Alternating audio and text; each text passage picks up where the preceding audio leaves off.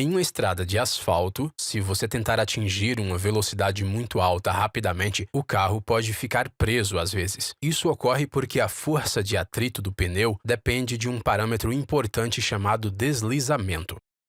Vamos aprender mais sobre este tópico interessante de um jeito detalhado. Aqui está ilustrado um pneu com rolamento perfeito. Numa condição de rolamento perfeito, a distância percorrida pela roda será igual ao perímetro da roda. O contato entre a estrada e o pneu será em uma linha reta neste caso. Em um caso de rolamento puro, o movimento relativo entre a estrada e o pneu é zero e, obviamente, o deslizamento também é zero. O oposto exato deste caso é um caso de deslizamento puro ou 100% de deslizamento. Normalmente, os pneus se comportam entre esses dois extremos. A região de contato do pneu e da estrada será sempre em uma área devido ao peso que atua sobre ela. Se você observar aqui, a roda se move menos que seu perímetro durante uma revolução completa. Isso ocorre porque o movimento relativo entre o pneu e a estrada não será perfeitamente zero. Uma parte dele estará sempre deslizando. Vamos entender mais sobre esse fenômeno.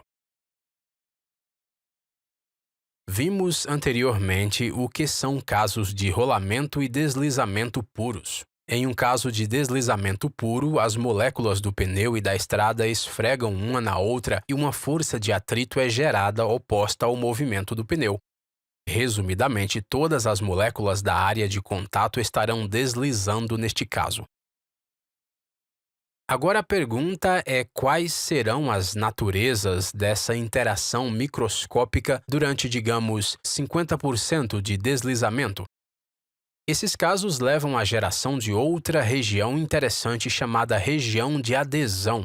Em uma região de adesão, as moléculas do pneu e da superfície da estrada formam ligações superficiais. Elas são chamadas de ligação de Van der Waal e são fracas em termos de resistência de ligação. Você pode encontrar os mesmos tipos de ligação entre as camadas de grafite de uma ponta de lápis. Agora, você deve estar se perguntando como pode haver uma ligação fixa em um pneu em movimento. As ligações da região de adesão são temporárias. Devido ao movimento do pneu, essas ligações têm que se romper. Durante esse processo, a força gerada pelas moléculas da estrada nas moléculas do pneu estará na mesma direção da força de atrito de deslizamento. Ainda há confusão entre os pesquisadores sobre a localização das regiões de adesão e deslizamento. A força de atrito total produzida por um pneu será a soma dos valores de adesão e atrito de deslizamento. O valor da força de atrito de adesão é sempre maior do que a força de atrito de deslizamento. Em uma condição de rolamento perfeito, o valor da força de atrito é zero. Contudo, quando a roda está com 100% de deslizamento, o atrito de deslizamento entra em ação. Você pode esperar que os valores de atrito para os outros níveis de deslizamento variem assim. Contudo, o que acontece na prática é totalmente diferente. Por que um comportamento tão estranho para a variação de deslizamento contra atrito? Para entender esse comportamento, vamos pegar o exemplo clássico, um bloco que se move linearmente. O bloco não se move até que a força aplicada supere a força de atrito estático. Após o pico de força, o bloco desliza e o valor de atrito cai repentinamente. Vamos substituir o eixo x pelo valor do deslizamento em vez da força aplicada. Este bloco de exemplo tem um deslizamento zero, ou 100% de deslizamento. Visto que um pneu com rolamento perfeito não tem nenhum movimento relativo com a estrada, este caso é equivalente a um bloco que não está em movimento.